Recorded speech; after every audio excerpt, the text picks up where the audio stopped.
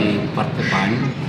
Alhamdulillah pengkaderannya cukup bagus, dan yang sangat menarik saya sampaikan secara pribadi karena Ibu Haja Talendra yang selaku Ketua DPC Partai PAN Kabupaten Goa, dan yang saya yakin bahwa di tangan beliau Partai PAN akan besar di Kabupaten Goa. Tentu dengan bergabungnya saya di Partai PAN, harapan saya adalah saya bisa memberi warna dan memberi kontribusi terhadap Partai PAN ini. Terima kasih sudah nonton. Jangan lupa like, subscribe, dan share ya.